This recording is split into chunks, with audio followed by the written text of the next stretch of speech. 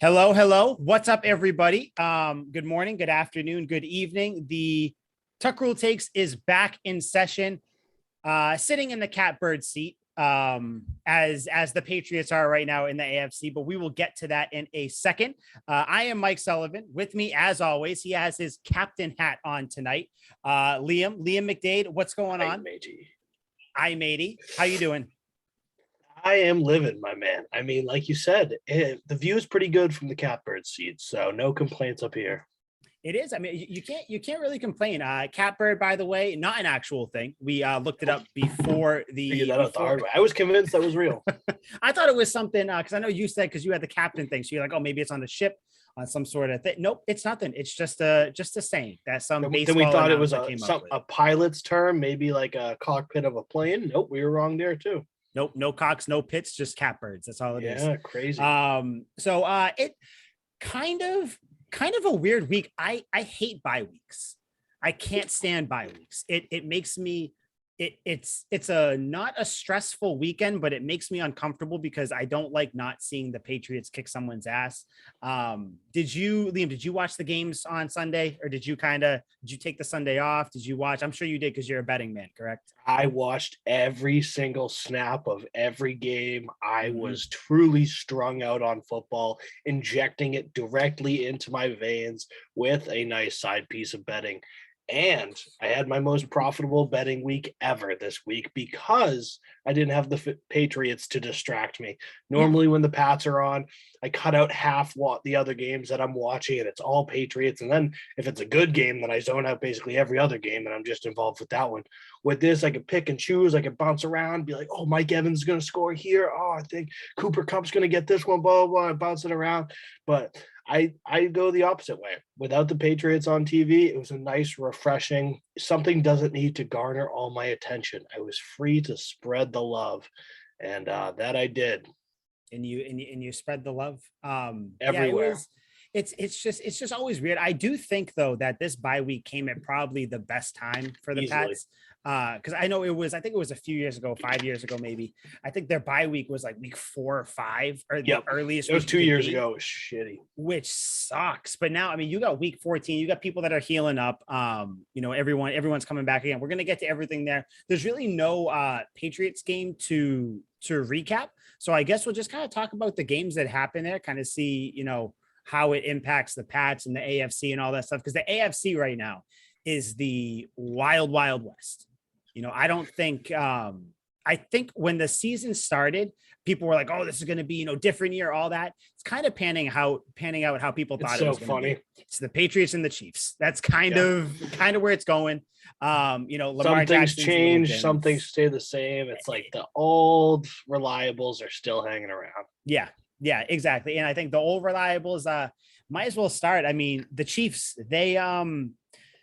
Chiefs put a whooping on the Raiders, as they normally do, because I feel like we've all been tricked to think that the Raiders put up a good fight against the Chiefs. That happened one time. I think it was last year.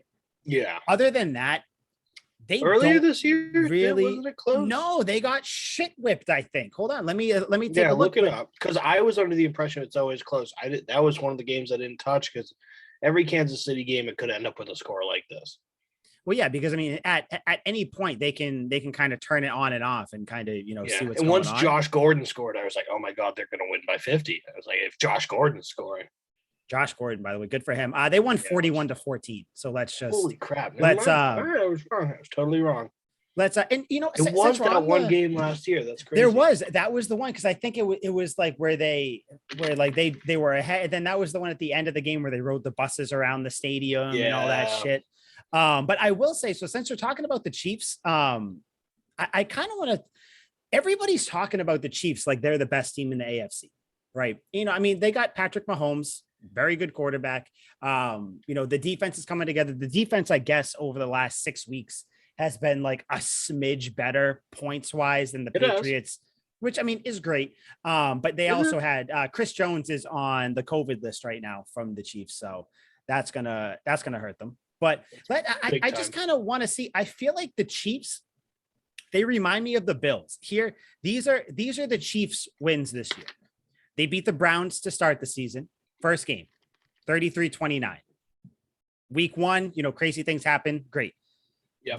The next time they won, they beat the Eagles 42-30. I'm sorry, Liam. I know you love the Eagles. It's not a great win early in the year. That was not a great win because early in the year, the Eagles, I'm not even the Eagles were shitty. They beat the Washington football team 31-13. They beat the Giants 20-17. They beat the Aaron Rodgers-less Packers. People forget that 13-7. They beat the Raiders twice, as we know, and they beat the Cowboys 19-9. They beat the Broncos. They haven't beaten any other than the Cowboys. The Raiders. They've been shitting on the Raiders all the time. It's a divisional game, so I know it's always tough, but the Chiefs always have their numbers. When the Chiefs play good teams, they've lost to the Ravens, the Chargers, the Bills, the Titans. Correct me if I'm wrong. Why are we afraid of them so much? It seems like their recent games, they're playing the Giants, they're playing the football team, they're playing the Raiders, which again, yes, the Raiders were a good team, but let's not act like they're what they aren't. You know what I mean? Exactly. They started the season well. I'm sorry. I think the Chiefs are kind of like the Bills in that regard, where they haven't played anybody really, Yeah. I mean, I think it's like, what team are you really getting with almost both teams? Because the Bills, it's like, are you going to get the one that lost to the Jags, or are you going to get the one that beat the Dolphins 45-0? Exactly. And that's the same with the Chiefs. Like 4 games that you mentioned there were all extremely close. The Giants game, the Packers game, the Broncos game, and one of them, the Cowboys game. They were all in there. Yeah, so they were all like, 17-13, 13-7, like low scoring, 20-17. Yeah, exactly. So they're all like low scoring, and those aren't Chiefs like games. Those aren't the ones that we're expecting when you think of the Chiefs. It's 7 touchdowns from Mahomes, like 50 points on the board in no time at all. So that's why people are afraid of them, because they can do what they did to the Raiders yesterday. And I get that. But then you look at those low scoring games, teams that put defense on them, the Broncos, the Giants, 2 teams that, even though they suck, their defense holds up. It's like the Cowboys, the Bills crushed them. The Bills crushed them. Yep, exactly. So if these teams play a tough defense on them, more likely than not, it seems like they're going to get the fool's gold Chiefs. And that seems just like that's their MO this year. I don't know what it is with the Chiefs. They don't have that same momentum. They don't have that same godlike invisible force field around them that they've used to cruise through the regular season the last 2 years. So they seem more vulnerable than ever. Yeah. So that's why people are scared, because they can blow up for 45, 50 points. But if I'm a Patriots fan, we have the best defense in the league, hands down, bar none. It's not close. I'm not worried. I can't think of anyone that's even in the same mile. So I'm not worried about that at all. If I have any faith that any team could put that whooping on them, it's the Patriots. Last year, without Cam Newton, Brian Hoyer almost beat the Chiefs. Close. Yeah. No, they came close. And that was half of the defense we have this year. So it's like, I get it. The Chiefs could blow the doors off us. If we get the prime Chiefs team, they'll kill and they'll kill the 85 Bears. They'll kill any team. They're like the Golden State Warriors when they were overpowered. They could, but I'm willing to bet they won't, because this year we've seen 4 close games where they haven't performed against lower talent. And even like their explosion games haven't been as glorified or fantastic in years past. So I have faith in the Patriots. I get why people are concerned, but I'm not worried when it comes to him against old Billy B's defense, because for the most part, he's had Mahomes' number. No, he really has. And that, I feel like the people who are saying this are either they're your Patriots fans who, again, we always bring it back to that. They're afraid to go all in on this team for some ungodly reason, or it's really just your Patriots haters or Chiefs fans. Because the Chiefs defense, like we said, they have been playing good. They've actually been the top defense the last 6 or 7 weeks, I believe. But again, it's one of those things where, do you think that they can sustain that? I don't. The Patriots team has been the only team that has just progressively, and we've said this, 3-4 weeks in a row, they just get better and better and better. The Raiders, by the way, I heard, I don't know who it was, Ryan Clark. It was someone was talking about it today or yesterday or something like that. And they were saying that the Raiders really just play one defense. They don't really kind of conform that. They don't, play what the opposition is doing. Complete opposite of what the Patriots do. So I'm not necessarily worried. I'm worried because, yeah, sure, Mahomes can always roll out and throw the ball and all that, but the deep passes this year don't seem to be working against the Patriots. I don't have the stats in front of me, so I don't know for sure, but just kind of on the eyesight, they don't seem to be giving up those huge chunk plays anymore. Well, they bring so much pressure that quarterbacks don't have time. Like you got to sit back there for 5 seconds to get the ball deep, and God damn, by that time, Judon's straddling you. Well, I mean, that's what we saw against the Bills, though, because you have someone like Josh Allen who's similar to Mahomes in the way where he likes to extend the plays and everything. It just doesn't seem like that's something. In the Chiefs this year, when they started to kind of go on their little run, they haven't been really, having those 4 or 5 play series where they get, 5 plays, 76 yards. They're doing the series where they have 10, 11, 12 plays. So, and I think that works in the Patriots' favor, because if you're going to be on the field against the Pats defense for 10 plus plays, I'm sorry, I'm going to give the edge to the defense every single time. More opportunity for them to make mistakes. If they get a huge touchdown and it's a 2-play drive, you have 2 plays to force a mistake from them. Exactly. And even if you end up getting down there, I still don't have faith that you're going to score a touchdown. They'll hold you to a field goal or something like that. I mean, always been a bend but don't break. Exactly. And, this year, like you said, the main difference this year is the pressure. Sure, Mahomes might be able to scramble, get out there and all that fun stuff. He can't do that for an entire drive. Same exact thing we said about Josh Allen. He can't do that for the whole game. And Josh Allen had his moments. He had a few shots downfield. He missed Stephon Diggs in the end zone. He got Stephon Diggs on like a 40-yard back shoulder on the sideline. So don't get me wrong. Mahomes will probably have 1 or 2 of those plays. Eventually, you'll get Tyreek Hill over the top. Eventually, you'll get Travis Kelce up the seam. But it's just about limiting those plays and not giving them up constantly and letting them kill you. It's like pick and choose your poison. When can we give up a 20-yard catch to Travis Kelce? When can we give up an 80-yard bomb to Tyreek Hill? If we're up 3 touchdowns, fucking hell, whatever. Let Tyreek get a touchdown. We'll run the clock out. Yeah, no, I mean, and that's just it. So the thing with the Chiefs, they're the team that you got to worry about in the AFC if you're the Pats, but I think just to a certain extent, I'm not as worried as I have been in years past, just because I do have faith in the defense. And another team, by the way, that they got some things going on with them. The Ravens, your former number 1 seed. The Cleveland Browns beat them 24-22. It was 24-22, right? Yeah. 24-22. What a weird score. I don't like the 22. 22 freaks me out. 24, I get it, but 22, please no. Bad omen. I don't know. Maybe Harbaugh should go for the 2. But actually, I want to bring that up with you, the Harbaugh 2-point thing in a second. Yes. But Lamar Jackson rolled up his ankle. They said he's probably, or they're not ruling out him playing this weekend. But I'm sorry, if you got a hobbled Lamar Jackson, if he has a sprained ankle or something like that, he doesn't take time off. I feel like you and I text this to each other every, probably like once a week. The seas are literally parting for the Patriots right now. Yeah, it's crazy. It's insane how you have 75 plus players right now hit the COVID list. Yeah, players from all different teams. Many of those teams who the Patriots are going to be trying to battle it out with. And you got Lamar Jackson who hurt his ankle. I'm sorry, if Lamar Jackson can't run, even if he is 80% of what he is, I am even less afraid of the Ravens. And I think we said this in the last episode. The Ravens offense is 3 things. It is a scramble drill. It is a Lamar Jackson designed run, or it's a broken down play and they're just heaving it up. Yep. Just hopefully Mark Andrews is open. That's all it comes down to. And it's become that late in the season, which is the worst time you want to do that. Because to start, the Ravens were killing it. They had Hollywood Brown balling out every game. They were getting deep passes. He's all nicked up. It's like in the last 4 games, they've really just kind of eaten shit and fallen apart. Lamar Jackson had like 4 picks in back-to-back games. Defenses are figuring this team out. Yeah, no, they are. And I mean, other than if you can just somehow limit Lamar Jackson's, playmaking ability, the Ravens don't scare you. The defense doesn't scare you. The coaching, I'm sorry, John Harbaugh, good coach. But at some point, you got to start looking in the mirror, and you got to kind of start looking at Mike Tomlin as well. We're going to get to him in a second too.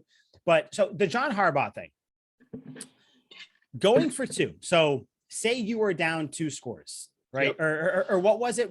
What was the situation for the Ravens? They were down, what was it, 9 or what were they down? They were down 15 points or something like that. Something like that. I had Ravens plus 10. I can't even remember what the game was like now. I just gone through a heart attack. I forget exactly what it was. All I know is it was one of those things where it's like, okay, listen, if you're down 2 scores, you're going to have to go for 2 at one point. Yeah. Do you go for 2 for the first score?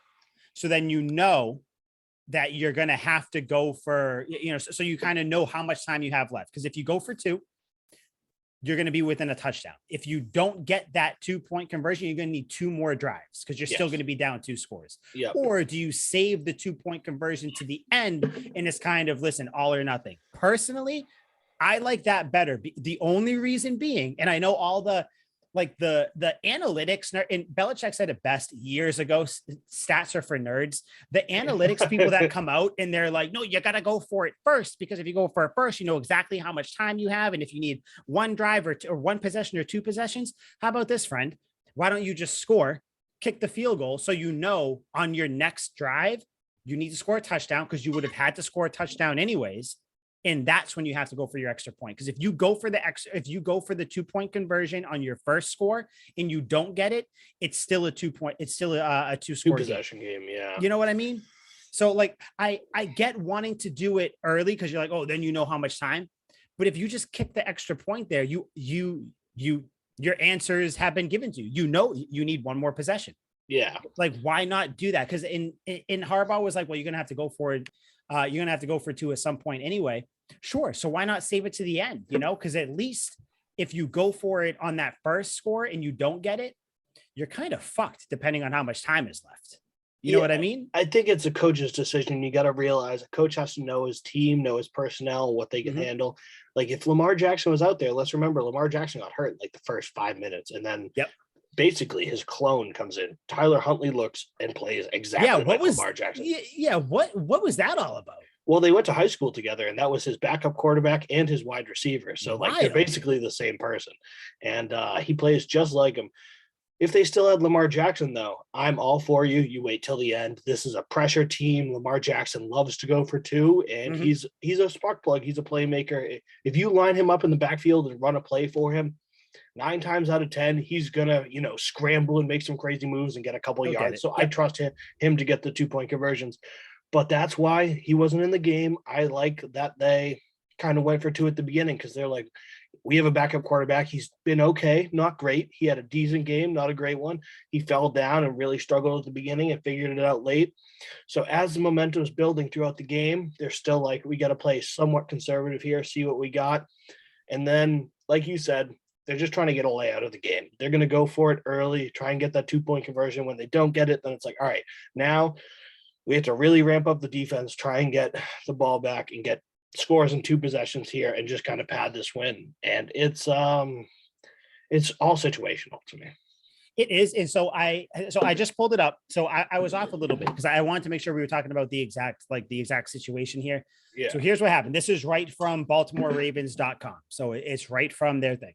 So this is what it was. Harbaugh opted to go for 2 after the Ravens' first 4th quarter touchdown with 8:56 remaining. Okay. The Ravens were down by 9 points. Yes. Why are you going for 2 there?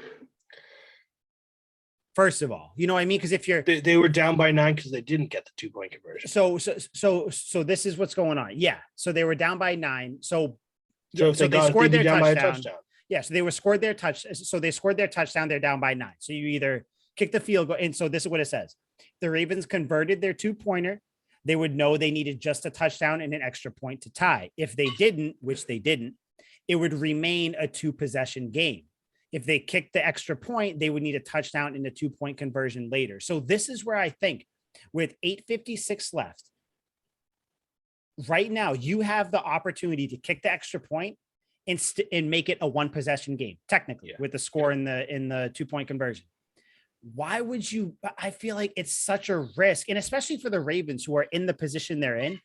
Why would you go for 2 there and then keep? So that touchdown essentially meant nothing because it's still a 2-score game, and I get, and I saw everybody on Twitter and a lot of not even Ravens fans, just people being like, I don't know how people could think that's a bad decision. What do you mean? I would do it just because it's the backup, where it's like you kind of want all your cards in front of you and play it. If it's Lamar, then it's different. If it's Lamar, you're like, just kick it. I trust if we get in the red zone again, I know you're going to get it the second time. But with the backup, damn, he threw like 2 picks. Like he was so up and down, get multiple 3-and-outs. It's kind of like play it safe and don't kill us right now type deal. Yeah, I get that. And I think this kind of, we can actually kind of bring the Patriots into this. This is the difference in coaching styles, coaching philosophies. I guarantee you, if this was Belichick, he would have kicked the field goal and then said, you know what, we're going to keep it a 1-possession game. If we score the touchdown at the end, we'll go for 2, then we'll deal with it then. It was the whole first 4 or 5 weeks of the season when people were saying they wanted Belichick to be more aggressive. Yeah. This is what happens when you are more aggressive and you don't get it. So it's kind of the opposite side of that coin. So it's kind of, what side do you want to be on? That's why, and I think it might be just because it's ingrained in me as a Patriots fan that you take the points, you don't risk the game until you absolutely need to. I get why you would do it. And especially when you bring in the context where you have I watched the whole game. Like this dude was struggling to start. So I need the Ravens to lose by 10 or less. So I'm like, dude, please do something. And luckily he picked it up and ended up finishing for me.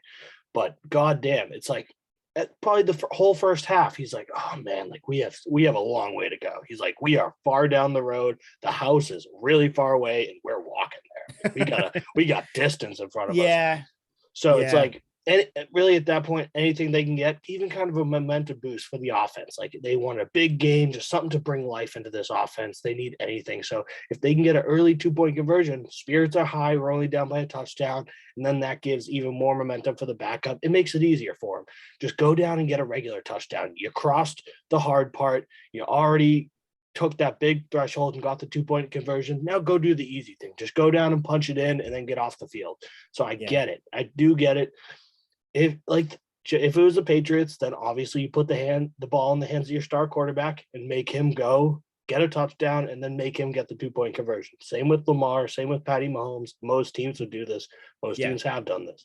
But if we're working with Brian Hoyer, we've seen Bill make some questionable decisions when Brian Hoyer's in the game, when Jarrett Stidham's in the game, even when Cam was in the game and he didn't have the utmost confidence in the offense, he's like, Josh, I need you to do something a little ludicrous here. We're playing the long game. We're not going for the win right now. We're trying to, Yeah. So, I mean, I guess there are those factors. I just, why this is such a point for me, because I think Harbaugh kind of tries to outthink himself. I don't know if you remember last week, they were playing the Steelers. Ravens scored. They could have kicked a field goal, sent it to overtime. Instead, he went for 2, didn't get it. The reason being, this numbskull said that, we were down a corner, or, our corners were injured. So we didn't. You don't have faith in the defense. What the hell does that mean? Because your corner is done for the year. So technically, by that logic, you should be going for 2 every single time.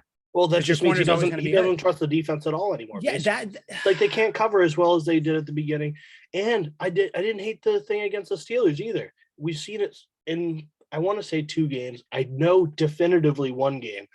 I've seen the soundbite where Lamar Jackson runs to the sideline. He's like, let's go for 2. And Harbaugh's like, go for it. Like, more power to you. You're my quarterback. We ride or die with you. And then Lamar goes in, gets the 2-point. They win. They walk off. And that's a ballsy call, ballsy win if you get that. It's a big win. Yeah, that's a big win. I think it just comes down to really just different coaching philosophies, which again, like I said, I think I'm tainted because I've watched Bill Belichick for 20 plus years. I'm more of, listen, like, we're going to take our calculated risks, when we take them. And, all that stuff, deferring in overtime because of the wind or things like that. But I don't know. If I was a Ravens fan, I would have been pissed watching that. I'd be like, why not? Because right here, if you don't get this, you are going to lose the game. At least, if you kick the extra point, you give yourself another chance to win the game. So I get it. Like, I get it's a rival. This is just how Harbaugh coaches. I just don't agree with it. That's what it comes down to. It's just, I think that's why earlier in the season, we had the disagreement on, why did Belichick, punt it against the Bucks? Why did he do this, again, different team? Why isn't he as aggressive? Why isn't he going for it on 4th downs? I think I kick a field goal in the rain. Yeah, I think that's just the way that I'm used to seeing coaching happen, and it's worked most of the time. So when aggressive coaches do it and it doesn't work, I'm kind of like, you fucking idiot, why'd you do that? But again, I get that it's two different sides of the coin, but I don't know. I think if it's at least last week, I think that one is a little bit more inexcusable. Yeah, I mean, I think I even said that it was a fireable offense. I hate the Ravens, so kind of take that with a grain of salt. You said if I was a Ravens fan, I'd be pissed. If I was a Ravens fan, I'd be pissed for a lot more reasons than just them going for too early in the game. I mean, if you're a Ravens fan, you probably live in Baltimore. That place is a shithole. I'd be pissed too. So they have a lot of reasons to be upset. But they're not just that, the Ravens have actually fell to the fucking load fourth seed. Yeah. So, I mean, I got it up. You son of a bitch. I don't know. Last week, inexcusable. I don't think you can do that. Kick the thing, go to overtime. Don't try to win it all there. You're not the 1-11 Lions. You're not a fringe playoff team that has to take these risks. I think that's what it comes down to. I don't think the Ravens have to take these risks this week. I can see why you do it, even if I don't agree with it. Cause like you said, with the backup quarterback, kind of like the flow of the game and everything, but just, I don't know. I don't know. I would have kicked the field goal last week. I would have kicked the field goal this week, but again, that's why, maybe they still lose that game. Who knows? And then you kind of still hindsight's 2020. So are you afraid of this Ravens team? Oh God, no! Please, even with a healthy Lamar Jackson, give me the Ravens. Do you know why? Because if the Ravens play a defense that can make their tackles and kind of play their zones correctly, you're gonna win. Because the Ravens defense, nothing to scare you at all. So I think if you can just hold them, even if you let them go down the field, if you can hold them to field goals or anything, you're good. Because like I said, Lamar can't run every single play. I'm sorry, he just can't. And I think Belichick's smart enough to scheme up some sort of I mean, I always bring it back to this game. Belichick gave Tom Brady one of his worst games, not only of the season, of his career. Yeah. Like what? I mean, I have faith that man can scheme up an offense against Lamar Jackson, who, by the way, isn't a great pure quarterback when you take away all of his running lanes. So I think how they would do that, they probably wouldn't blitz them. They'd probably only rush 4. They might send a blitz here and there, but they'd probably play it similar to how they played Josh Allen, where they'd kind of play back a little bit. I don't know. Yeah, I think it's so funny because our reason for confidence is just like against the Chiefs, it's the same against the Ravens. It's like our defense will figure it out, and I'm not worried about because our defense will figure it out, and I trust our Lord and Savior Bill Belichick to figure it out.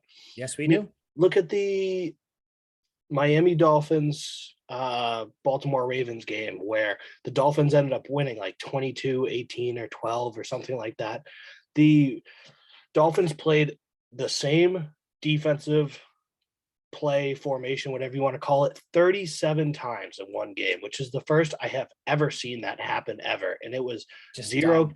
Yeah, really. No, it was great. It was genius. It was crazy. Brian Flores, the former Patriots coach, who's now the head coach of the Dolphins, absolutely 22 to 10. 22 to 10. I knew it was kind of an ass kicking. I was trying to find it for you. Yep. Yeah. So they ran zero blitz the entire time and always had a free man coming off the edge just because they're a 5 offensive linemen. And if you blitz 6 guys, 7 guys, even if you have a running back in the backfield blocking, Bert, that was gross. There's always going to be a free man coming at the quarterback, which puts extra pressure on Lamar Jackson, who you said not a conventional passer. Everyone made the running back jokes. I don't think he's that bad. But no, definitely not. No, but certainly under pressure, like anyone else, he's not as good of a quarterback as he could be if he was standalone in the pocket. So they kept bringing the same blitz, zero coverage, kind of had Robber in the middle just in case Lamar Jackson somehow made a play. But they would force short routes and make Lamar Jackson get the ball out quickly. And they kept all their corners back in deep coverage and were like, just make the tackle before the first down, make the tackle before the first down, make a big play. Those corners forced fumbles, got picks in that game, and just disrupted the entire Ravens offense. And there's no reason why Bill Belichick doesn't look at what his old coaching staff did against the Ravens and goes, we can do something similar. Even though the Ravens toward the end of that game started to figure it out and started driving, they got a lot of their drives killed by, like I said, fumbles, interceptions and stuff like that. Great plays made by the corner. So Bill already has a blueprint laid out for him. He already knows kind of how he can beat Lamar Jackson, how he can at least disrupt him. He won't run the same play 37 times, even though it worked in that one. It's not he might. Work he fucking might. Very well could. Very well could. I just don't think it'll work. You know, the second time around for this Ravens team, Bill already knows. He knows the game plan. He trusts J.C. Jackson, Miles Bryant, who's one of the best tackling corners in the league. He's like, go up there and force a fumble. Go up there and make a hard hit. Disrupt them at the line and get an interception. And it's just putting the defense in a position where you're not going to give up big plays. You're forcing Lamar Jackson. I don't know if you remember the miracle in the Meadowlands when Mike Vick had that crazy comeback against the Giants that ended in a Deshaun Jackson punt return for a touchdown. Yes. Yep. I remember that. I remember one of the greatest games I've ever seen. I went streaking naked around my neighborhood after the Eagles won that game. I mean, I get it. The Giants did the exact same thing. They blitzed the house and tried to make tackles before the line of scrimmage. Mike Vick was just so good. 3 or 4 times he would slip the defenders and get wide open because they brought the whole blitz. If you get past the line of scrimmage, there's no one around you for miles and miles. Yeah, no, you're done. Yeah, you're high stepping. Lamar Jackson couldn't do that. They kept bringing the pressure. He's not as good as Mike Vick. I'll always say that. No one will be. No, never. So if you can put up that same basic blueprint we've seen against these scrambling quarterbacks, we've seen it so many times before, and the Dolphins game was the perfect example of it. I don't know why I can't think of the Dolphins name offhand, but if you can just do that, it seems like a given, and the Patriots defense is set up perfectly for it. We got linebackers like Jamie Collins who can cover all over the yard. We got exceptional safety help from Devin McCourty if need be. Bill can switch up this defense in millions of different ways, and he put Lamar Jackson in a body bag. And that's why I have the utmost confidence, because we've seen it before. We've seen how to beat this team. Bill's going to take advantage of that. He watches every game in the league. I'm sure he watches when the Lions play the Dolphins and the Lions play the Giants and all these terrible teams that are all playing. He watches every snap from all those just to see if he can, pick something up and bring it over to his team. He definitely does. 100%. So he's a real student master of the game. That's why I have the utmost faith. We've seen this before. There's no reason why this Patriots defense wouldn't do that again. Yeah. I mean, you took all the words out of my mouth. That's it. I mean, I'm not worried about the Ravens. Also kind of just kind of the cherry on top. I think John Harbaugh shits down his leg every single time he plays Bill Belichick. Oh, yeah. I think that he is obsessed with playing the victim whenever he plays the Patriots, whether it's the headsets don't work, whether it's this or that, X, Y, and Z. They're running illegal plays with the offensive linemen being eligible, all this fun stuff. Harbaugh, I'm sorry.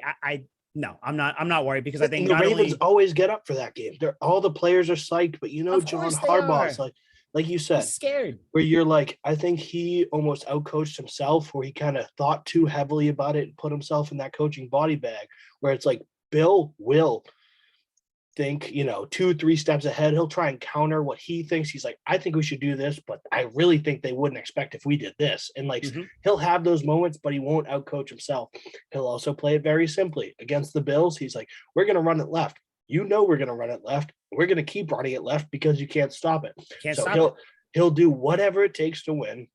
And at that point, he'll do the same play over and over again, where the defense is expecting something different. He's like, I know they're expecting a pass here. Let's run it again. And it's like, he's just always, it seems like he's always 1 or 2 steps ahead. He's even outthinking himself in the finest way, not destroying himself, not sabotaging. No, I think Belichick, the thing I think that you can say the most about Belichick, even if you don't say you're too stubborn, you don't want to call him a genius, you don't want to call him a football genius, all this fun stuff, whatever, he does. I guess he wrong, stays. Yeah, you're very wrong. He stays steadfast. He believes in what he believes. So if he believes in his game plan, he believes in his skills, he believes in his players. And I think that's part of why some of their losses look so bad, because I think he believes in his players, coaches, game plan so much that sometimes it doesn't work out. So but he believes in it so much. He's like, no, it's going to come around. I believe in myself, my team, everybody else. Sometimes it doesn't work. The majority of the times it does. I think you have other coaches like Harbaugh and Tomlin. We're going to get to him in a minute, not even.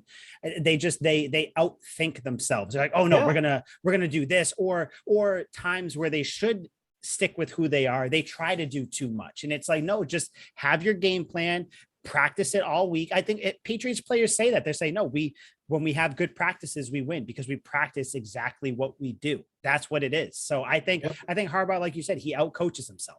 Yeah. And that's why Bill will give away tells too. He'll do the most obvious thing in the world, and teams still won't expect what he's going to do. He'll put N'Keal Harry on the end of the line of scrimmage as sort of a tight end or out in the slot, and other teams are like, this is where they're going to run. N'Keal can really only block. Like he couldn't catch a cold on Mount Everest. They're like not worried about him running around at all. So they see him out there and they're like, all right, this is going to be a run. But then in the back of the coach's mind, they're like, what if he's just doing this to fuck with me? Like, what if he's just putting N'Keal out there and he wants me to think N'Keal can't catch anything, and then he's going to have N'Keal over the top. So then they're like, oh my God, they're going to throw it deep to N'Keal, or they're going to fake it to N'Keal and get somebody else down, or maybe they'll run it the other way and it won't even be involved with N'Keal. So like then they overthink themselves. And then of course the 2-point conversion of Brandon Bolden against the Bills goes right to N'Keal's direction. He lays a mean crack block, and the defensive coach is like, oh, I can't believe it. They actually just did it. Why? That's all it is. Yeah. I think I heard people saying that the Patriots, when they ran the 32 times, their game plan was so straightforward that it became tricky because at one point, like I'm sure 15 runs in, the Bills defense was like, yo, he's not going to he's not going to run it again. Everyone watching. So, like I said, everyone's just were saying that. The next one has to be a pass. It has to be a pass.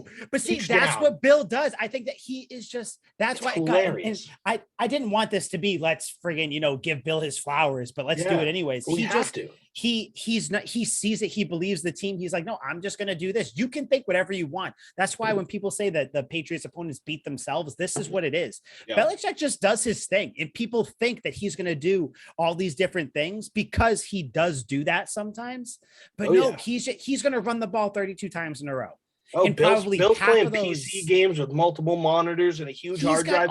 Everyone else is playing N64. They're not even in the same league. They're not close. No, they're not close. Speaking of not close, by the way, Buffalo Bills are the 7th seed in the AFC. Listen, I want to let me just say something real quick because Bills fans, I know you're not listening because you're too sad, you're too soft to listen. SAWFT soft. You're too soft to listen to this. Bills fans, what happened to you? Because last time I heard, the last few years, you've been Bills Mafia. We throw our people through tables. When our babies are born, we put them through tiny little tables. It's adorable, but we put them through tiny little tables because we're Bills Mafia. We don't give a shit. We're the underdogs. We, do all this crazy pregame and stuff. Explain to me then how you guys have turned into the biggest group of whiny bitches I have ever seen. Let me elaborate real quick. We got people from last week to this week. I have been unfollowed by some people because maybe they're Bills fans. Maybe they didn't want to see the truth. I don't know who it is. Who knows? I know. Maybe you know. Who knows? It's just like people, first of all, you talk all this shit and then all of a sudden you're like, why is everybody talking about the Bills like this? Why is everybody talking about Josh Allen? I don't care what happens, guys. Liam, I don't care what happens. Josh Allen is our guy. That's the Bills team this is what I saw people tweeting after they lost to the Bucs. This is our Bills team. This is the team that we love. I know we lost, but this is it. You had Josh Allen after the game. Try to picture Tom Brady or even Mac Jones saying this. Josh Allen being like, this is the Bills team that we are. This is the team that we like. I'm proud of the game we played, all that stuff. No, you just lost in crushing fashion. And I know you're not going to come up there and say that, oh, this team sucks and all that. You have fans, players, coaches of that team sitting there, taking moral victories. Moral victories. How far have you fallen from last year saying the AFC East is ours, 2021 is our year? You wait, 2020, we take it from the Pats. 2021, we take the entire league by storm. You're the 7th seed. You might not even make the Super Bowl, dumbasses. I don't understand. I don't get how you get 1 year in the spotlight. Your team can't handle the first place schedule, and your fan base can't handle the first place criticism. You guys are soft as baby shit. Stop acting like you're the new big team. You're not. You're the little brother. Enjoy another 15 years of mediocrity because Mac Jones is going to destroy you now. Later. And guess what? When you play the Pats in 2 weeks, the Pats are going to run all over your ass because you know what the Bills defense is going to do. You know what their dumb coach, Sean McDermott's going to do. We talked about it last week. They're going to say, oh, they're going to pass a bunch now. No, you know what? 33 straight runs, bitch. Yep. That's what you're going to get. I am so sick of Bills fans. If you're going to dish it out, take it. I dish out so much shit. And if you want to give it back to me, please do. Please do. Because guess what? That is the fun of being a fan. I'm not going to be civil with you because it's sports. We are talking shit.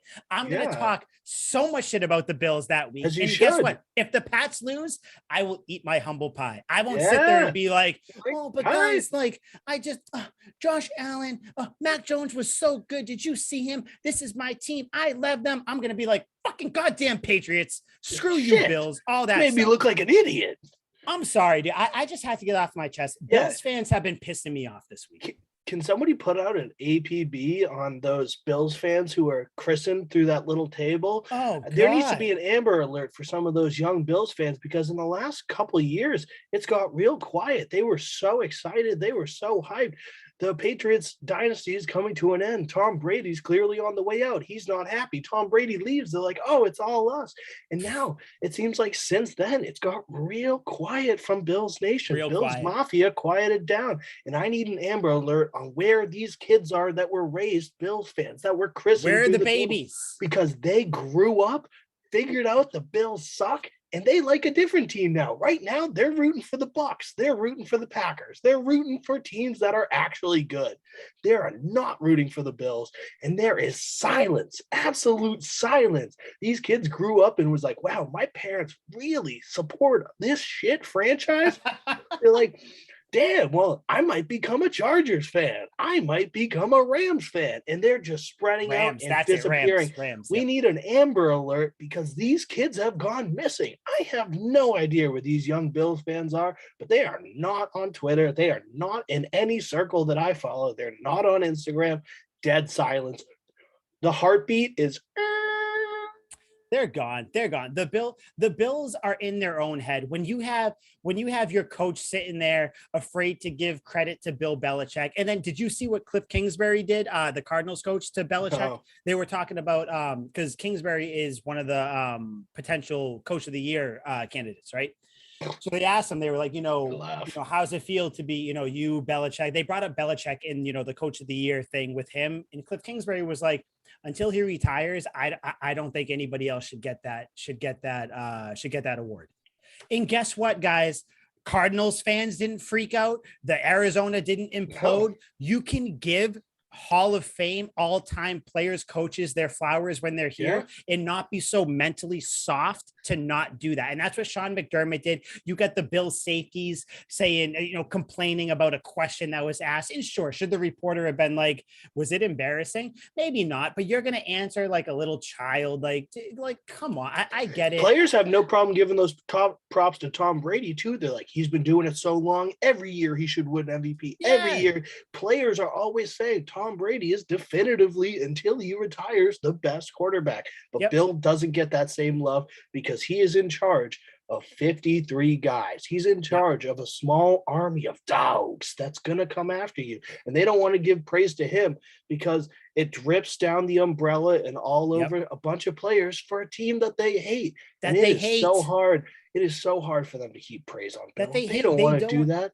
At least Tom Brady's pretty. At least Tom Brady smiles and winks at you with his supermodel wife and him tongue-kissing his kids and stuff like that. At least he's visually appealing to look at besides the throat punching. But Bill, he's just this old man that lives up in this dark chamber in my town. He's the Grinch. Yeah, Mount Crumpus. He lives in my town in this gated away neighborhood, not near anyone else, in this dingy palace where he occasionally crawls out of his den, hops in his car. I imagine it's like a 1968 Ford pickup that he turns on, dust spews out of the back. Yeah. He just rattles roll into up the windows. stadium. Yep. All the security guards are like, "Hi, Bill." He's like, and he just goes right in. And people are like, "I don't like Bill.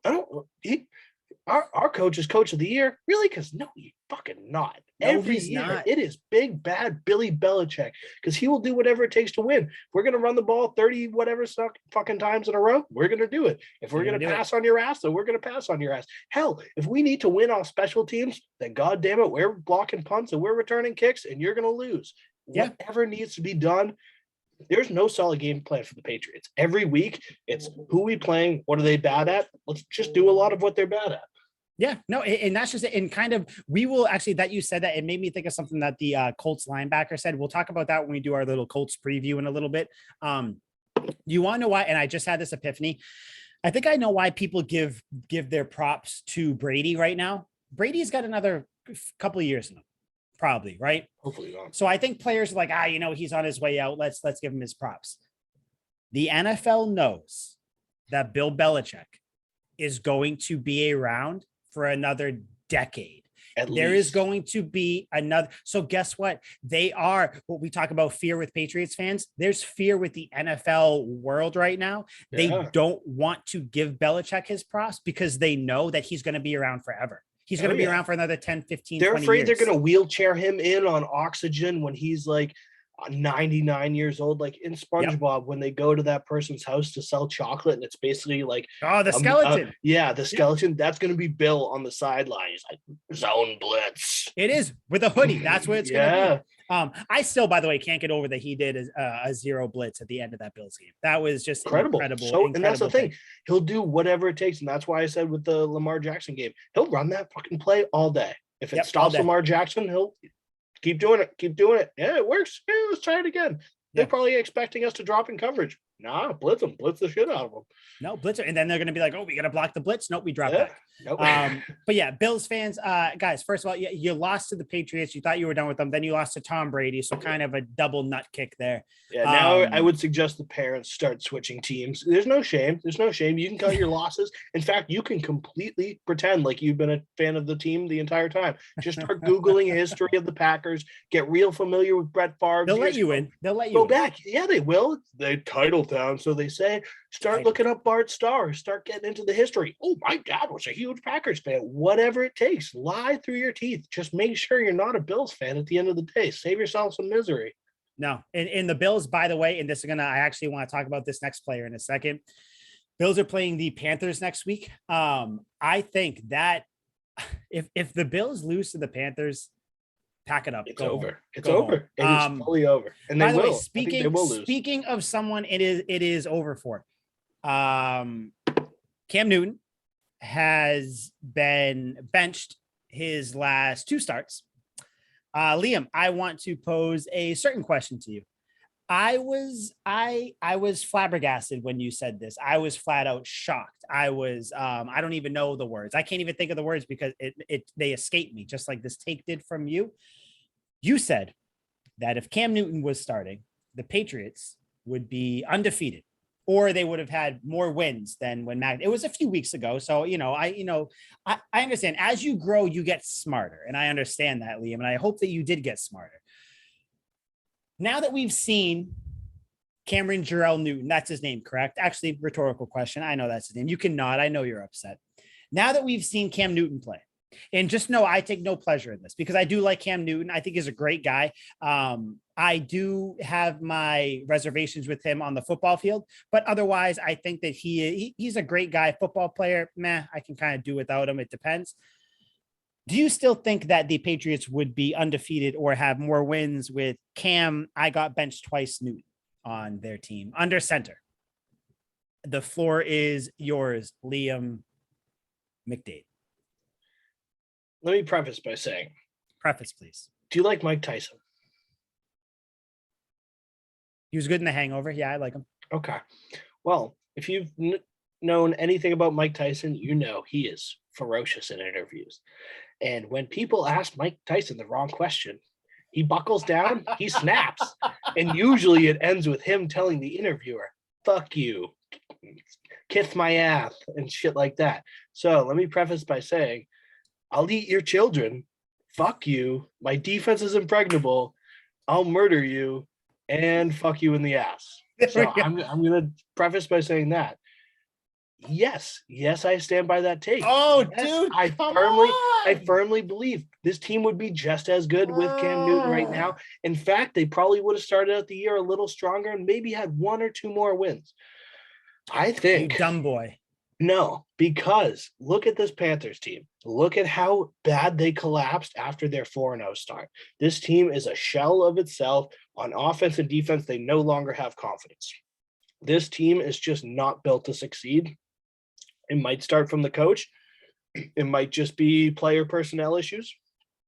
They're just not a good team. So last game, me being the homer I am, put an ungodly amount of money on Cam Newton rushing touchdown and over 30 yards. He had that in the first quarter. So I think in this game, Cam was kind of set up for failure. The team's not good. The receivers aren't that good besides Moore. He goes out there, he throws a pick 6, he gets benched. Everyone's flipping out. Cam's done, Cam's washed, Cam's bad, blah, blah, blah. They bring in PJ Walker, a more than capable backup. I'm a huge PJ Walker guy, so Cam's benched. After throwing the pick 6, they bring in PJ Walker, who comes in immediately, throws a pick 6. So PJ Walker goes to the bench. Cam Newton comes back in, finishes the game. It is not a product of the quarterback, and it's not the quarterback's fault. This offense doesn't work. This offense isn't good. Whether it's not built around the players or whether the players can't match the offensive scheme, it is not Cam's fault. It is not the quarterback's fault. We are seeing Matt Stafford right now ball out as an MVP candidate with 33 touchdowns and single-digit turnovers. He's comparable numbers to Tom Brady right now. And he went through his whole career on Detroit where no one gave a shit what Matt Stafford did. People said Matt Stafford wasn't good. There are mixed reviews on Matt Stafford his time in Detroit. And now he's proving that he's a damn good quarterback because he's got a good team around him. This team is not good. No quarterback on a bad team is going to succeed. We've seen Carson Palmer on the Raiders be terrible for 2 years. Awful, multiple picks, not good. Then after that goes to the Cardinals, goes to multiple NFC championship games, a hair away from the Super Bowl 2 times, one of which was a Hail Mary that made him not go to the Super Bowl. I think you just can't succeed with a bad team like this. And the proof was in the pudding in that game. Cam Newton picks 6, backup comes in, immediately a pick. There's just, you can't win. No quarterback can win in this situation. If Aaron Rodgers is on this team, they're not doing a whole lot better. It's not Cam's fault. It is a product of a bad team. And if you are a dependent position like the quarterback, you need people to block, you need people to get open, you need running backs to do well. That's 3 things right there, and that's not even scratching the surface of what quarterbacks need. If those guys aren't playing up to par, the quarterback's not going to be good. You can carry a team for as long as you want. Eventually, if you have a bad team, shit's going to fall apart. It's not Cam Newton's fault. It's a bad team. He's just getting the bad rap here. Okay, so in all those words that you said, do you want to know what's funny? Not once did you tell me why the Patriots would have a better record or be undefeated with Cam Newton. Instead, all you did was defend him on his because, and I will give you this: the Panthers, not a great team, good defense. Good defense. You said very it yourself. subpar After offense. that Patriots team, you said this team is not good. And there's a reason, especially with McCaffrey. Off. McCaffrey's out too, so I get that. I get that. So Cam Newton once again, and again, this is why the Cam Newton lovers, and there's a difference between Cam Newton fans, lovers, and whatever. That's just it. Yeah, and yeah, but I'll call you a Cam Newton stan. I like Eminem. He invented the word stan, so we'll say that. So or he invented the meaning for it. That. So, so I would say you're a Cam Newton stan.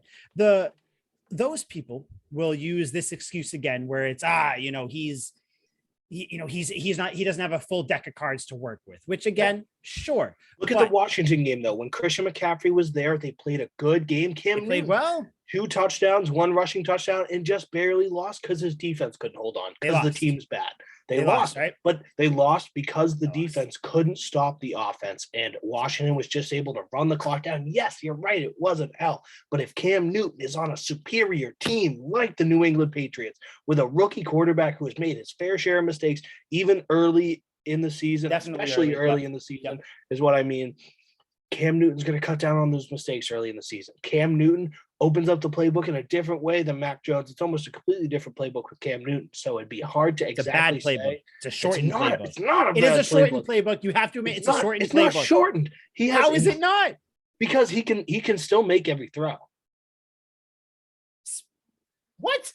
Yes. What do you mean what? Not on a consistent at all basis. No, you know what? Okay, even if he can make all the throws, even if he can, let's just live in this imaginary world you want to live. It's not imaginary. Let's say it is imaginary. We share this imaginary. World. We do not know. You and Cam Newton share this world. That's it. Say in this world you guys live in.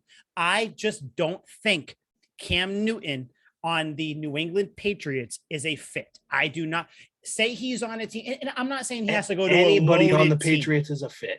Anyone on the Patriots. Cam Newton wasn't.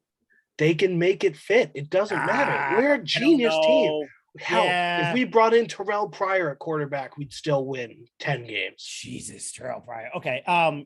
Okay. So I thought that we were going to get some sort of common sense on this podcast. I guess we will. What do you mean? You said as I grow older, I get smarter. So you must have regressed. You Benjamin Button. No. In fact, from the time you asked me this the first time to now, my intellect is far superior than it was before. And now I truly see it is definitely not Cam's fault that we had a bad year last year.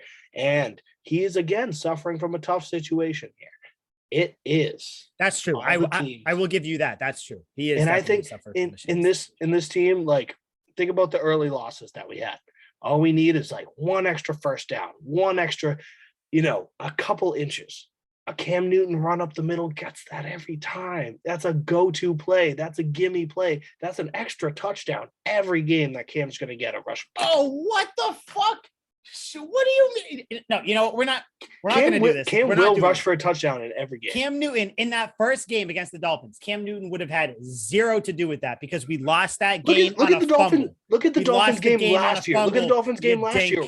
We beat the Dolphins last year. Cam Newton 2 rushing tubs. Yeah. I know, but it's still basically the same team. Nothing's changed. True. They haven't got anyone new besides Jalen Waddle. It's the same team, same circumstance. In fact, the Patriots are the only difference because their team is better than it was last year. They are. So what's Jalen Waddle up to, by the way? What's he doing? Killing it. He's killing it. I don't even want to talk about it. I feel like I've seen him.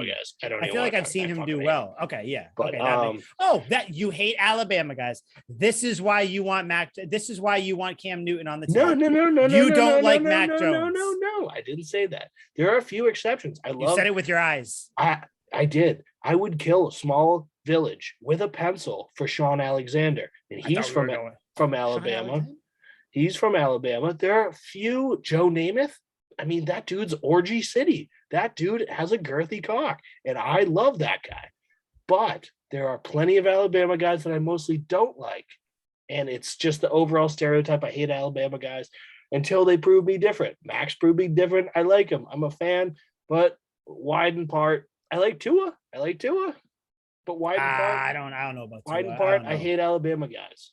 Okay, well, you know what? I hate Auburn guys too, but I love Cam Newton. So I tried to extend the olive branch to you. You decided to just and I took that shit, snapped it over my knee, and showed you what's good that you don't need an olive branch. You took that. You know what you did? You broke it. Just like Cam Newton is a broken man. No, he is done. I think, okay, no, you know what? How about this? I'll try to meet you. It's not halfway, but I'll try to meet you somewhere. I think if Cam Newton was on a team that was not as shitty as the Panthers, I don't think he would look as bad, but I still don't think the way this Patriots team is working right now, it would not work with Cam Newton, strictly because think about it this way. The Patriots right now are a running team. They're running backs. That's what I mean by a running team. You're not going to be able to do that all the time with Cam Newton. I'm sorry, because you're going to have just because you have Cam Newton, you're going to have to switch the playbook. You're going to have a lot more RPOs, all that stuff. I don't think RPOs work with McDaniels and Belichick. I think it could work, but I think it would take more than a year to work out. Again, it's not that I don't like Cam Newton. I like Cam Newton, the man, the player. I'm okay with that. I didn't like that he didn't dive on the fumble in the Super Bowl. I think everybody goes back to that, which again, like I definitely shit on him too much when that happened, but I don't think that that's who he is as a player. I think he was a really good quarterback who I don't think he's that good anymore. I think he should be a starter. He should be a starter in the league, not for the Panthers though, because I think the Panthers need a complete revamp of their team. I don't think that Cam Newton going there was never gonna solve their issues. I don't think that's what it was. Okay, well, if that's your idea of meeting in the middle, then you're being stood up, and I'm not showing up. I'm not meeting you in the middle there. I think with the Patriots and this running game and how dynamic it is, you can open that up tenfold. You can expand on that running game. You can be a bigger running team. You can have quarterback bootlegs, read options. You can open up the playbook tenfold, make this a hell of a running team with Cam Newton as just as valuable a running asset as Damian Harris in this offense. Sorry, I had to turn around. I can't look at you. I don't want to see the word, because I think if I see the words coming out of your mouth, it makes it real. If I turn away, it's just like real. If I turn away, I think it's just that like it's as real as a donut, like the devil in my head that's telling me that you know the devil is always trying to steer you in the wrong way, right? So I think that's what you're trying to do. Intentions. No. The path to hell is paved with Cam Newton as your starting quarterback. No. If you call Super Bowl hell, then sure.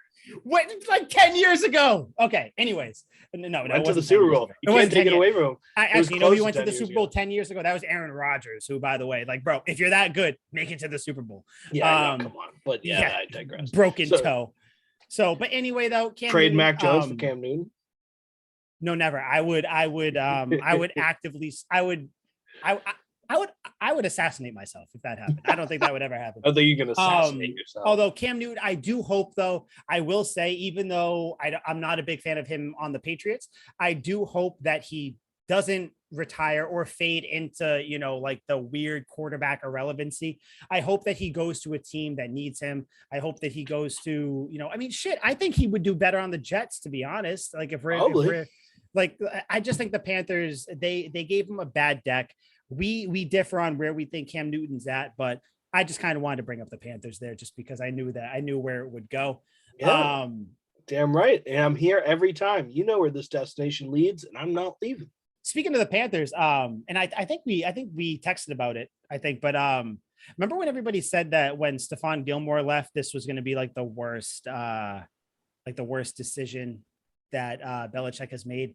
Yeah, I do remember that. And now it almost seems like that's the worst decision Stephon Gilmore ever made. Huh? Kind of is, because he kind of went the route of how many, what's his name? Trey Flowers went to the Lions. Yep.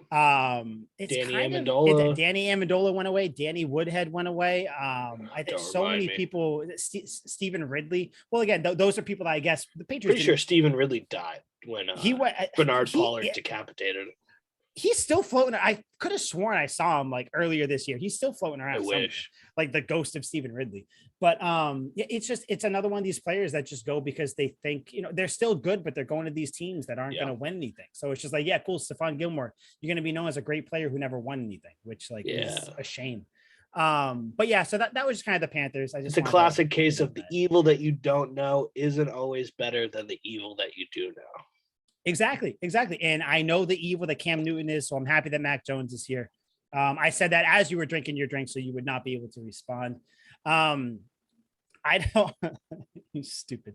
But yeah, you know, I just thought it was funny. The Chargers, by the way, Chargers won this weekend. There is not a person on this earth that can convince me that the Chargers are a threat to the Patriots. Justin Herbert is a very good quarterback unless he plays Bill Belichick. So I am not worried at all about the Chargers. I don't care if they have a fully healthy team. None of it matters to me because Bill Belichick knows how to beat the Chargers. So it is what it is.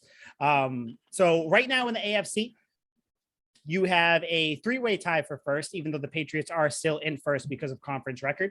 It is your Patriots as the number 1 seed, Titans as the number 2 seed. You do hold the tiebreaker over the Titans, which is nice.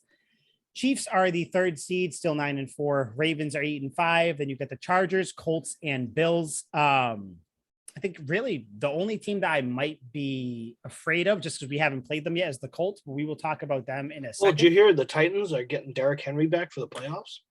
Yeah, but they said that earlier too. I think that's like the goal. I don't.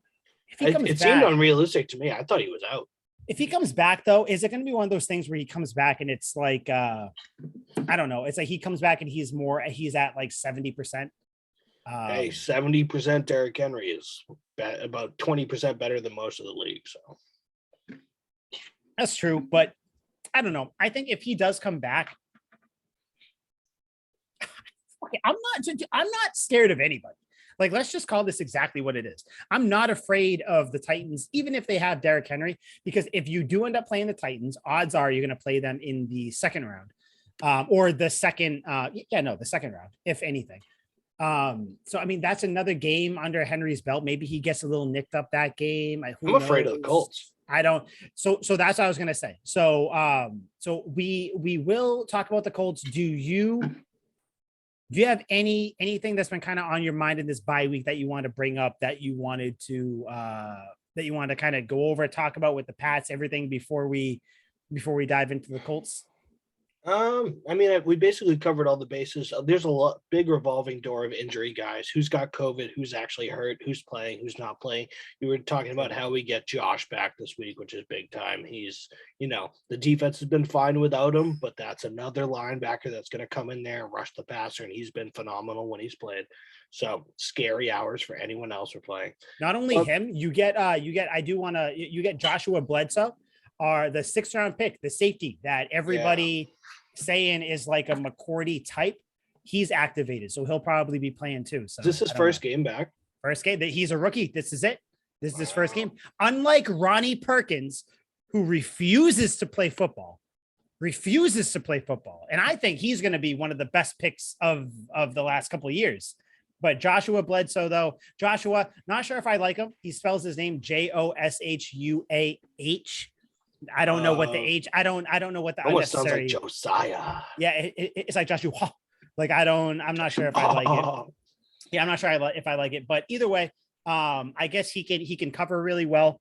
So that'll be nice to see him play. But yeah, I'm sorry, I didn't want to interrupt you. So yeah, said we get Uche back. Uche, huge, big time, huge. It's just extra pressure. Another reason to sub some dude out. The backup, which would be Uche, is just as capable as the starter is. So it just makes it harder on the defenses. Give the starter a rest, then he comes in and he's just as good as the starter. There's really no rest for this defense. We are a deep team. No matter what, you're fucked against these guys. Yeah. Oh, yeah, because you have him. And not only that, you got Jamie Collins, who is back now. Always great. You get, I guess, Adrian. Adrian Phillips is going to be back. He had the injury against the Bills. I guess it wasn't serious because he's back. That's what I was afraid of if he got jacked He met up. with the media today. He met with the media this week. So I guess he's going to be back. That's what he said. He said when he got hurt, he said, "Oh, crap." So I don't know if he thought something got popped, something got broken, pulled, something like that, but he's back. So it's just funny. You have the whole league, almost, on the upwards, almost 100 COVID cases. Patriots probably as healthy as they've been all year, I want to say, especially if you get Uche coming back, you got Bledsoe, you got the rookie, he's coming back. God knows it's going to go on with Ronnie Perkins. He probably won't play because they just want to do that to me. But I mean, Hightower, everybody's healthy. You have all these players, and then you got the rookies, the young guys who are resting. They took this week to rest. I mean, except actually, did you hear Mac Jones he was on the injury report? Yeah, thumb. Yeah, the hell's that about? Not great. Not great. I hope that's nothing. I guess he practiced today, full participant. He had a glove on his left hand and all that fun stuff, but I hope that's nothing. At least it's on his non-throwing hand, so that's good. Yeah, definitely less concerned. I mean, we saw Brady get stitches in his hand and then go out there and beat Jacksonville. So, I'm not worried about any Patriots quarterbacks with a thumb injury until proven otherwise. Yeah, no. I think he should be good, hopefully.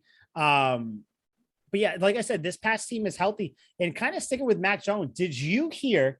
I guess we'll kind of move on to move on to the Colts here. But you know, before we do, I do always want to say it. Couch Guy Sports, guys. Couch Guy Sports is who that's who we're repped by. Without them, we wouldn't be here right now. Without them, you would still have Liam on the Rafters podcast talking about the Celtics, who, by the way, quick Celtics minute. How do you feel, by the way, about the Celtics? They make me super happy, and then they make me want to swan dive into a wood chipper. Really high mountains, low valleys, pendulum swings hard both ways. They just beat the Bucks, who is one of the better teams in the league.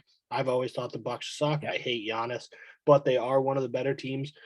And they'll beat the Lakers by like 37 points.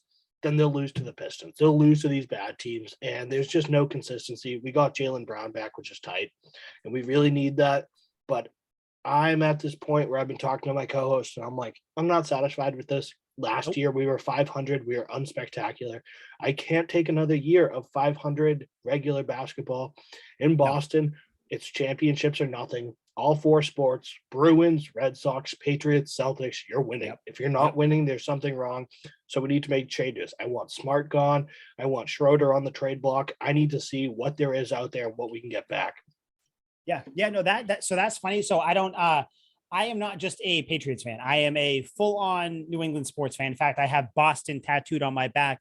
Each letter is a different, team type of letter. So it's, the B is Red Sox, the O is a hockey puck, the S is the Red Sox, the T, baseball bat, a basketball, all that fun stuff.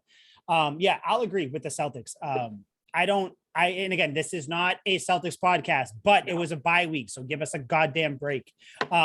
You gotta stop wasting Tatum and Brown's years here. I'm sorry.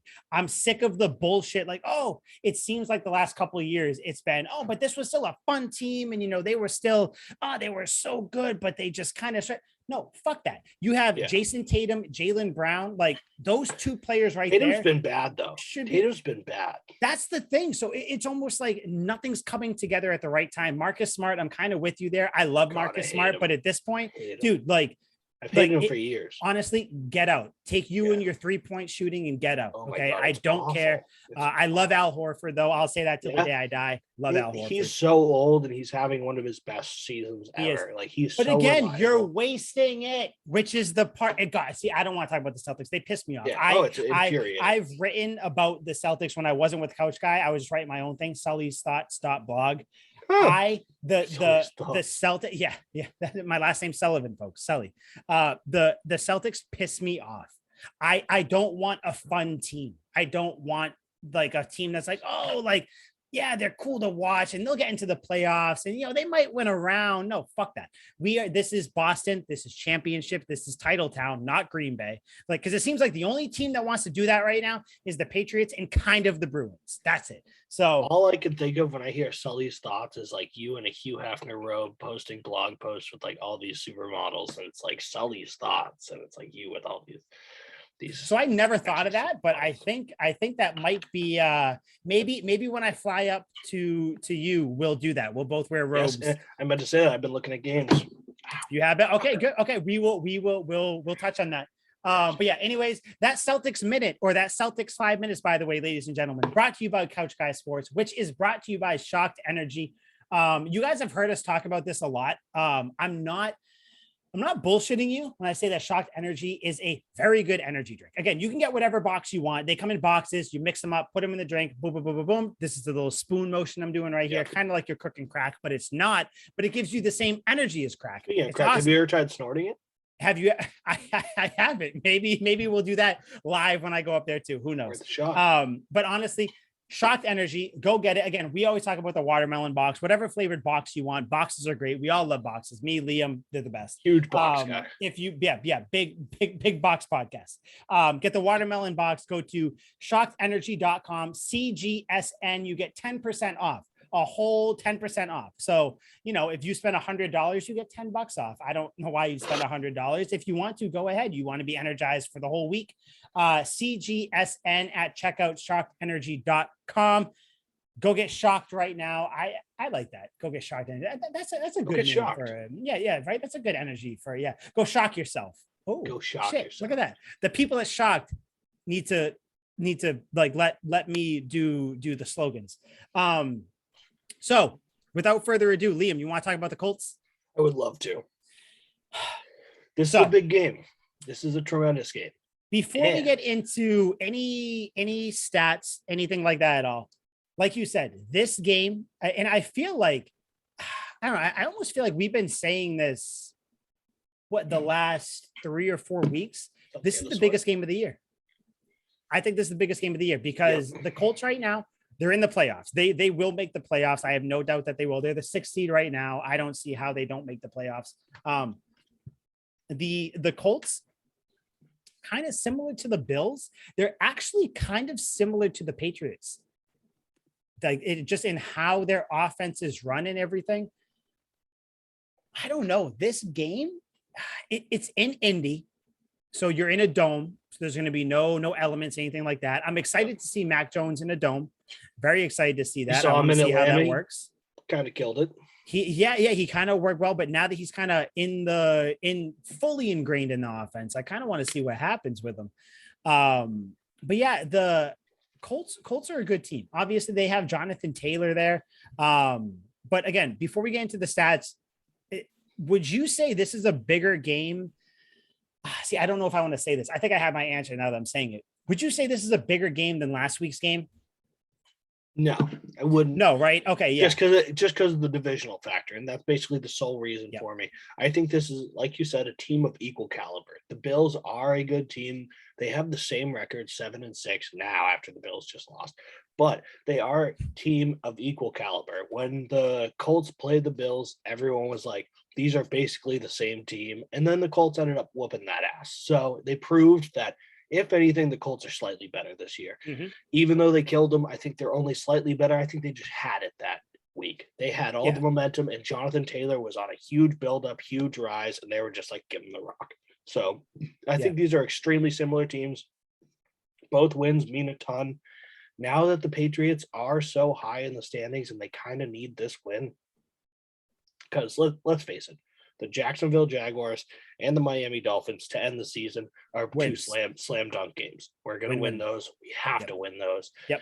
So this is the last hurdle. If you're on the track and you're hurdling, this is your last one, and you want to finish with style. So let's attack this. It seems like an ultimate trap game where the Patriots, if they're going to lose any game, it seems like they could lose this one. And you can't lose focus. This is the last big opponent, this is the final Mortal Kombat boss, basically. And you got to take this dude down with all your might. I mean, there's a 3-way tie for first place, all with the same record. Obviously, we have beaten the Titans, so we're above them.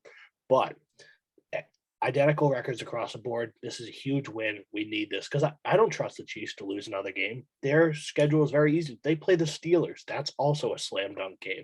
The Titans have their division's terrible. They have Jacksonville one more time, or maybe it's Houston one more time or something like that. They have 1 or 2 more easy games on there that they're guaranteed to win. The Patriots need this. Yeah, they do. And you know, I mean, you said this is going to be the big test for them. I know that after this game you have the Bills, but you've already played the Bills. And you gave them nothing in the way of passing offense. So I like, and it's at home. So who knows? It might be cold. The Bills might piss down their legs again. Who knows? I'm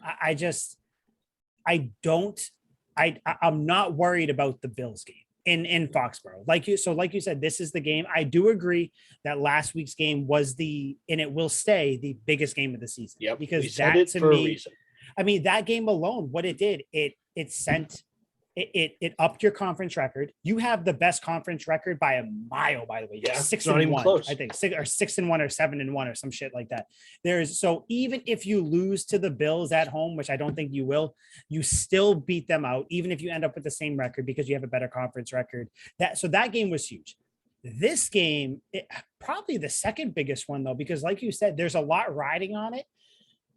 Even if you lose this game, I'm not worried. I think the Patriots are making the playoffs no matter what this year. I'm not worried about that. What I'm starting to think about now, which by the way, it's fucking awesome to think about this as a Patriots fan right now.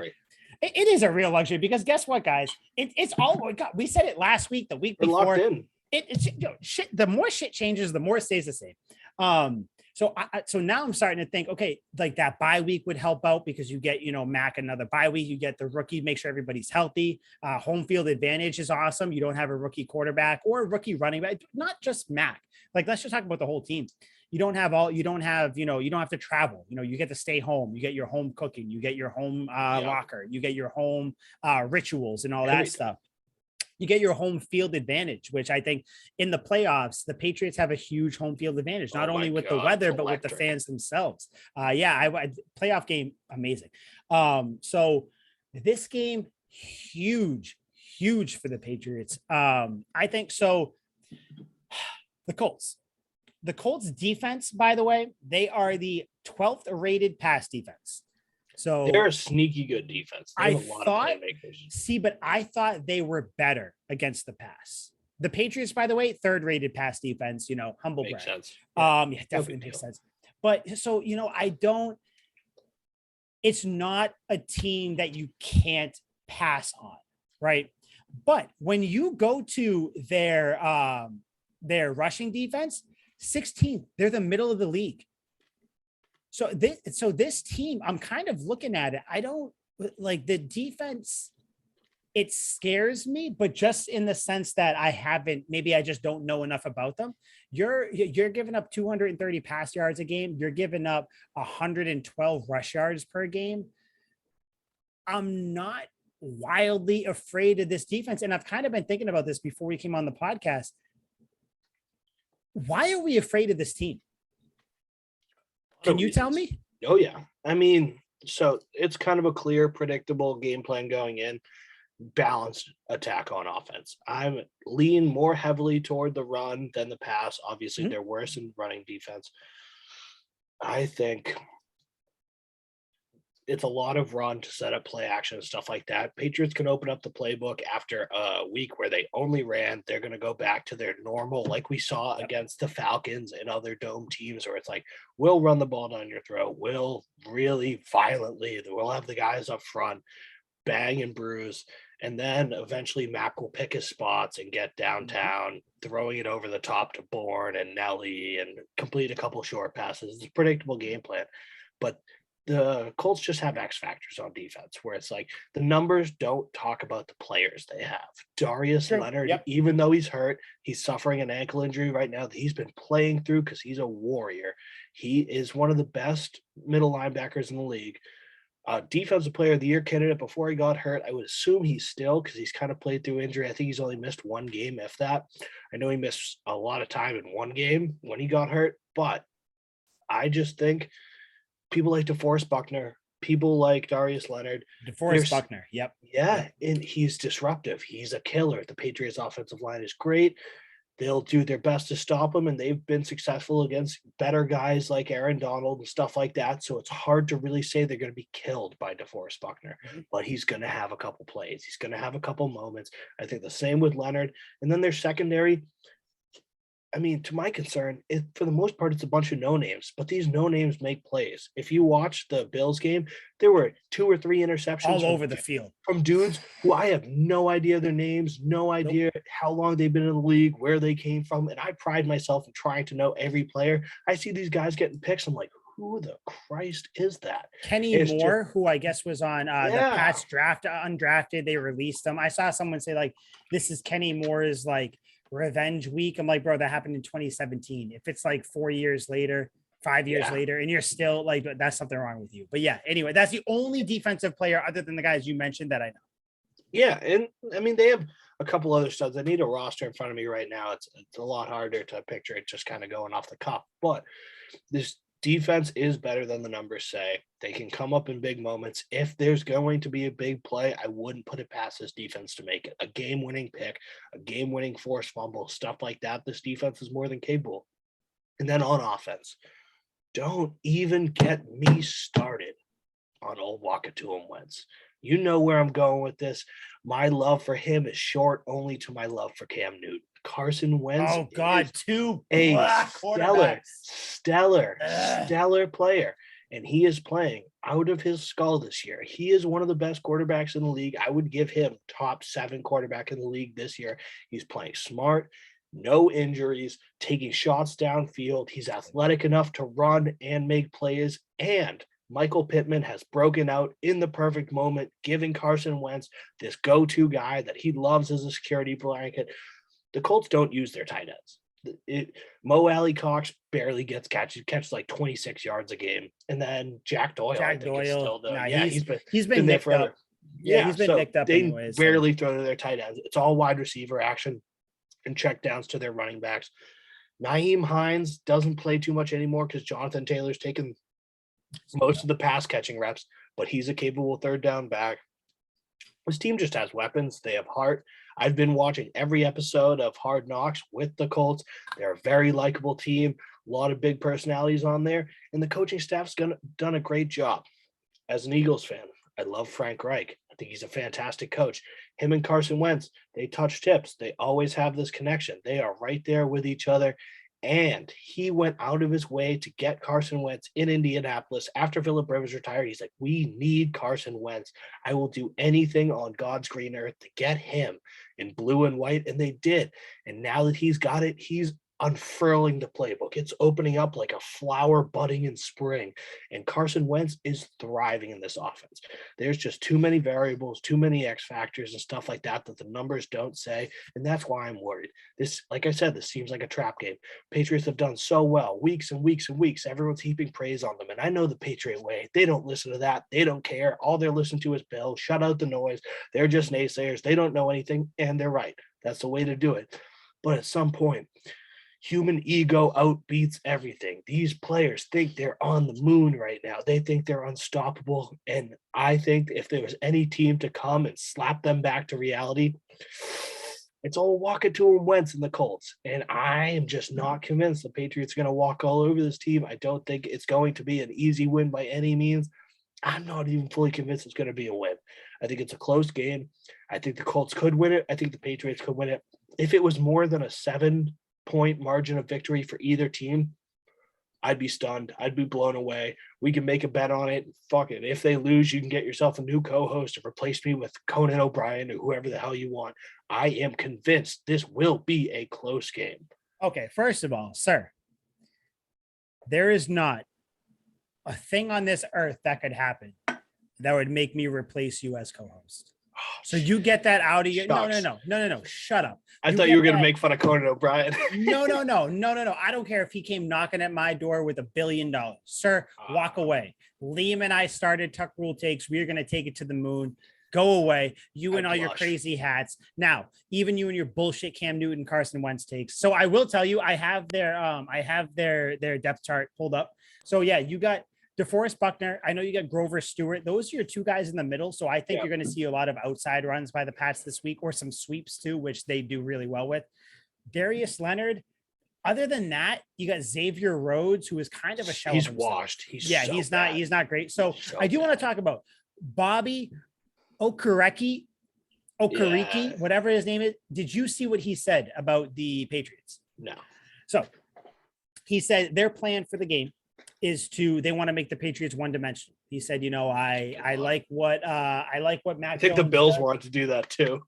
In fact, what I'm going to do right now, I'm actually going to pull up my blog. By the way, guys, go to couchguysports.com. I put up an article today talking about how the Colts are giving the Patriots all the answers, by the way, to what they're going to do on offense.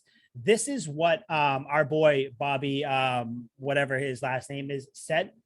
He said, Matt Jones is confident back there. He's got good command of the offense, but we're really going to try to make the game one-dimensional and see what he can do.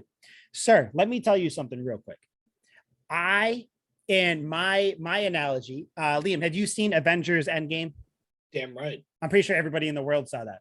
So what I said, how do you think it would be smart for Doctor Strange to call Thanos beforehand, be like, hey, bro, real quick, just want to let you know what's going on.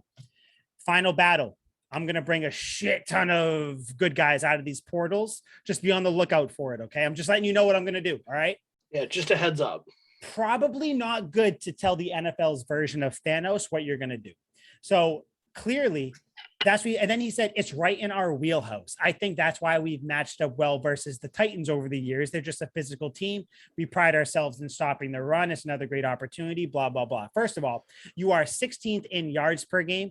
You are 24th in yards per rush. So and you're actually 16th in overall yards allowed on the season, rush yards. So let's stop acting like you're any good at stopping the run. Please sit down, Mr. Bobby. Second of all, the Titans, by the way, he said that his team matched up well against the Titans. The last 6 games against the Titans, they've given up 180 yards, 93 yards, 229 yards, 157 yards, 154 yards, and 124. So, sir, I ask you, where have you matched up well against the Titans? Because I don't see. So anyways. Must have been in the pass game because it wasn't the run game. I get it that you want to be a physical team. You want to stop the run. Everybody wants to do that. Pie in the sky. That's great. I'm glad. I'm happy you have goals, sir. I understand. As an NFL player, you should have goals. I have goals. Liam, you have goals. We all have goals. Sort of. Our goal is to run the ball down your throat. Probably what we're going to do. I don't think it's smart to say that you are going to sell out to stop the run, make it one-dimensional, because I'm sure Belichick is listening to that. I'm sure we all know that the Colts are going to end up doing that anyways. They were going to try to stop the run and all that fun stuff. Why are you telling the Patriots what you're going to do, though? That's what I don't understand. It's a mind game, and they're it's a only going to stop their pass. Oh, please do, because then we'll run it 33 times. like you know what I mean? Damned if you do, damned if you don't. So I know you said that you thought this game's going to be kind of close. Honestly, the more I look at it, this is going to be a 2-score win for the Pats. And because, first of all, let's just get the elephant out of the room. I don't have the faith in Carson Wentz that you do. I think he's good. I think he's okay. I think he is much better than what he showed in Philly, because I think Philly is a trash team, trash town, trash everything, trash coaching staff. I think that Carson Wentz did himself a disservice by getting drafted to Philly. I think Carson Wentz is a good quarterback. Actually, pretty good quarterback. And I think pretty good is better than good. So just to let you know where I think of him. Top 7 in the league? Top 10. I'll give him top 10. Just because I don't know, I haven't looked at it. I'll give him top 10. Just pure efficient. He had a couple fucking crazy plays earlier in the year, so I can't put him top 7. He has some really bad picks. But I like it though. Take the shots. Yeah, no. That's just it. So I think Carson Wentz, the thing is he's not as dumb as he looked in Philly. And I think that's what, take away all your physical talents. I don't think he's as careless as he looked in Philly. I think Philly was just a bad situation for him. But I think this team is going to run through Jonathan Taylor. And what does Belichick do? Again, he tries to take away what you do best. Now, again, easier said than done. Jonathan Taylor is really good. People even talking about him possibly being the MVP. But him running against Godchow, he's running against Guy, he's running against Judon, Van Noy, Hightower, Jamie Collins, Duggar. Because Duggar, by the way, is back. So love that. I don't see him having this crazy running party, because I do think that the Pats are going to contain the run. I don't think they're going to completely stop it, because the Colts have a good offensive line as well. I don't see a world where you have Jonathan Taylor have another one of these 150, 200-yard games unless the Patriots are turning the ball over a ton. Because then, sure, yeah, go ahead, let Jonathan Taylor run it for whatever. Kind of like what game was it? It was it the Browns game? No, it was a Titans game where they ran for like 200 plus, but they still won handily, I believe. So I don't know. I don't think that this offense, and actually, let me see, where are they passing yards per game? Let me see. The Colts right now are, so the Colts are actually 21st in the league yards per game passing. Again, these are all stats, so you kind of take them with the whole game plan. Yards per game. I mean, we know where they are running. They're the second best running team in the league. The Eagles are the first, which is kind of funny, I thought. Damn right they are. But yeah, who the 9th best running team in the league is, though? 49ers. The Pats. Isn't that crazy? Really? Yeah. I guess our quarterback must be pretty good, huh?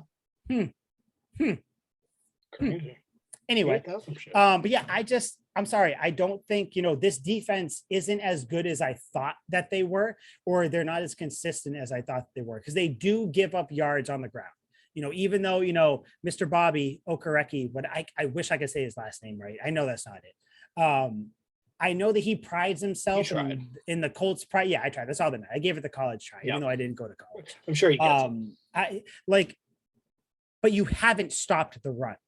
Yeah. So that's the thing. You're going up against the team who ran the ball against a very good rush defense last week, who knew they were going to run the ball and they still couldn't stop them. And by the way, I saw a Bills fan. I see like media members saying, "Oh, well, they did stop them. The Patriots only scored 14 points or whatever." It's like, yeah, but you're not getting it. Didn't stop enough. Stopping the run, just because you hold a guy to a 4 or 5 yard run doesn't mean you're stopping it when it's a 5 yard run, 8 yards, 6 yard, 12 yard, 8 yards, 16, 32 yard. You're not stopping the run. That's the thing with running the ball. You're going to fail more than you succeed. But if you can succeed and make those plays count, you've had success. They were able to keep the ball out of the Bills' hands by running clock and getting first downs, and that's not stopping the run.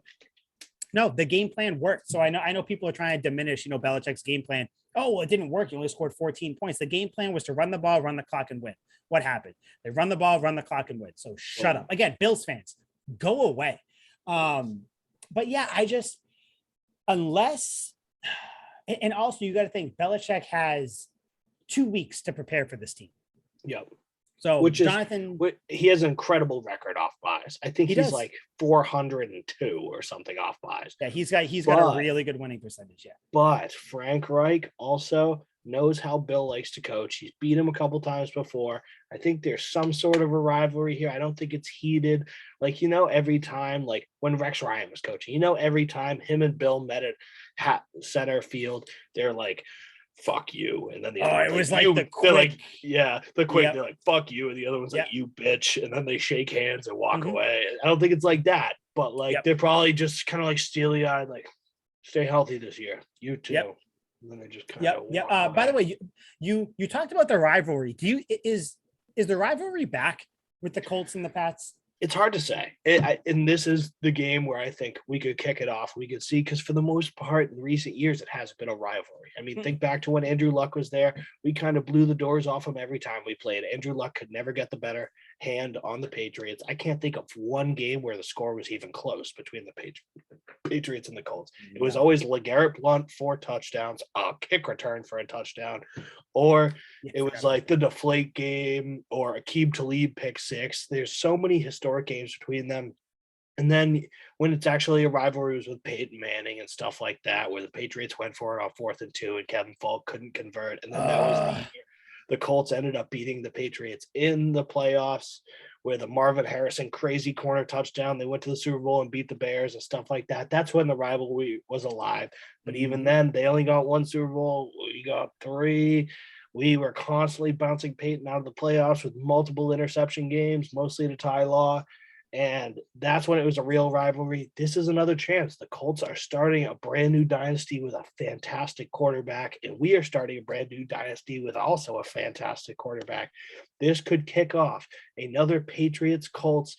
Both teams always at the top of the standings. Both teams always not playing each other, but kind of being like, all right, where are the Colts at in the standings after each week? Or the Colts will be like, where are the Patriots at? We're probably going to see them in the playoffs. We're going to see this again. It's probably going to be rainy. It's probably going to be shitty in the playoffs. They're all year just watching and seeing what the Patriots do, all year watching and seeing what the Colts do, measuring against each other. I can see it. There's so much history between these teams. Mm-hmm. Yeah, no, there is. And I think Frank Reich even said before the game, he was like, the teams, it's another week, it's just, another game, this and that. But, you kind of see the rivalry. And so thinking that way, though, and of course, my mind's going to go here. I'm like, I think you're kind of already in your head about the game as the coach, thinking that it's a rivalry, because I think what's his name? Do you think Bill has even thought about that? No, because all you see, Christian Barmore said it today. By the way, Christian Barmore, I don't think I've loved a rookie player, maybe other than even more than Mac Jones. I love Christian I would Barmore. too. He said today they have the 2-4 mindset. So I don't think the Patriots are looking at this game as, oh, we're going against the Colts, the old rivalry. No. This is the next team in our way to get to where we need to be. But yet it seems like, I mean, I'm sure Frank Reich at some point has let it slide where it's like, guys, come on, this is the Patriots. This is that. You think Belichick is like, this is the Colts? Highly doubt it. Highly doubt it. I don't think Belichick says that at all. I think if anything, he probably in the meeting, he's like, yeah, guys. So, the Colts are going to make us one dimensional. So, running game, obviously, running game, you probably aren't going to do anything this game. No, but I guarantee you he's saying something like that to light the fire. And I'm sure Mac Jones is looking at this because I saw the question was posed today on one of those horrible talk shows. I think it was First Things First, which, by the way, the worst. I have not watched a single episode. Refuse to watch. It's the worst. No, it's the worst because Nick Wright. It's the worst. Every single person they have on there is bad. Between that and Colin Cowherd's show, for me, they're both unwatchable. Colin Cowherd is actually a show I've only watched the clips. Can't do it. Can't watch. I've never even watched the clips. Too much. He flip flops too much. I hate him. But they asked on First Things First. They were like, "Hey, should teams be afraid of Mac Jones?" And I have a pretty simple answer. No, Mac Jones. They've done nothing to make you be afraid of him. You know what I mean? But that's not to say. Do you think in 2001, when the Patriots won the Super Bowl, by the way, that teams were afraid to play Tom Brady? Probably not. 2001.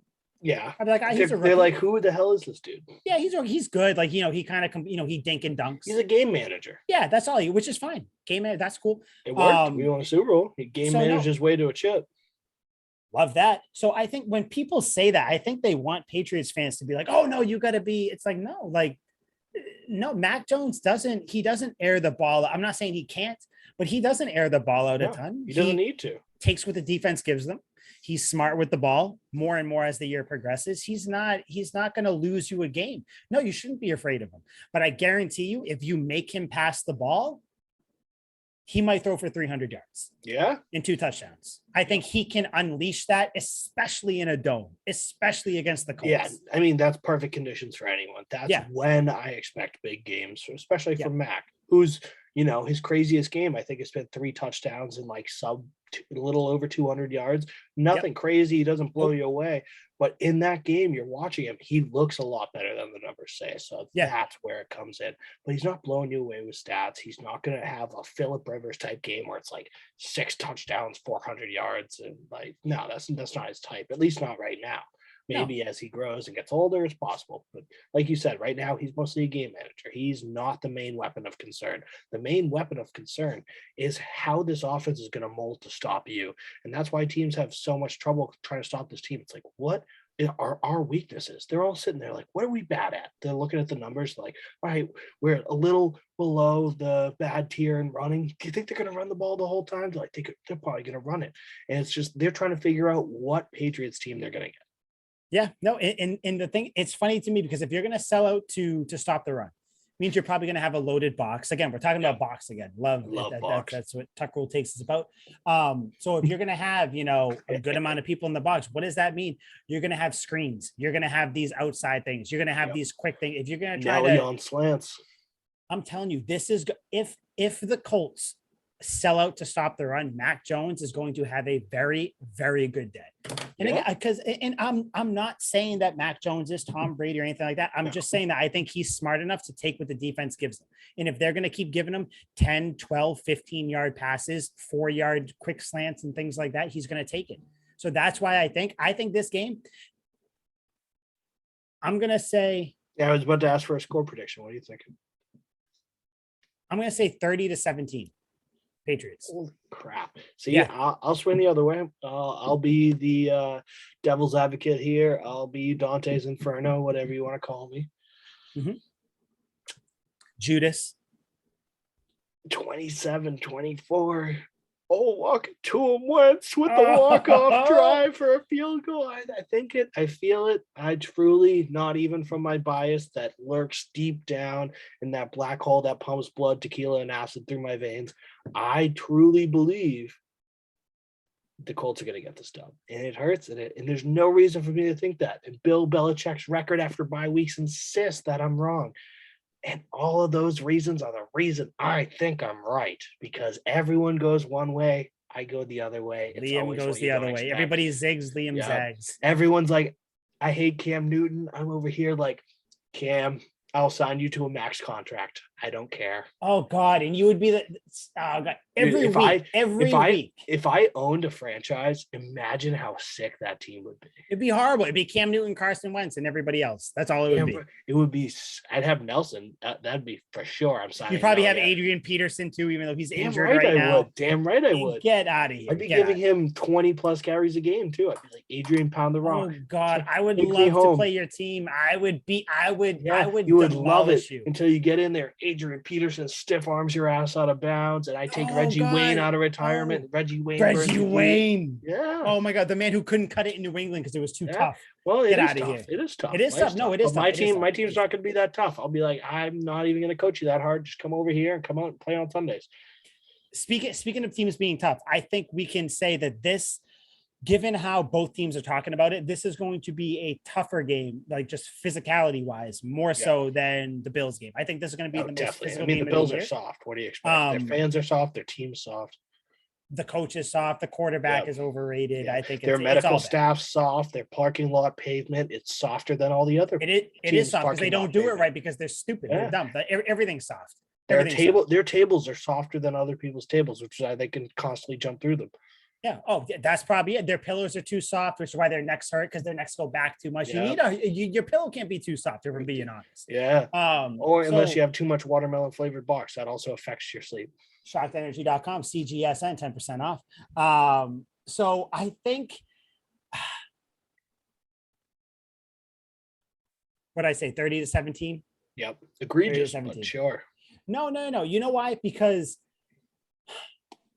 I think because you hate Carson Wentz. I get it. Totally it's not that. Mike, you a hater.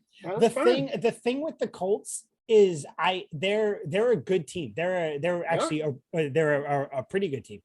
I think that it's going to be close.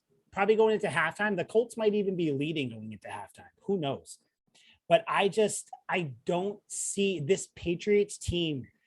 They seem to be like, you know how we talk about teams that kind of seem like they're a team of destiny, or teams where it's almost like they shouldn't be there in the end, but somehow, like we said, Moses parted the Red Sea, all the paths fall in line for this team. That's how it seems. And it's just like, they're beating teams. They're doing these teams, they're winning big. They're playing well. You think they're going to have the bend, but don't break defense, but they don't even bend at all most of the time. The offense, you're waiting for Mac Jones to make these mistakes. He doesn't make any game ending mistakes. He does all these things. I don't know. I think we're getting into the team of destiny territory with this Patriots team. And I feel like we'll know after Saturday, which, by the way, Saturday, December 18th. So cool. Let me ask you something. Do you know the significance of December 18th has nothing to do with Patriots or anything like that?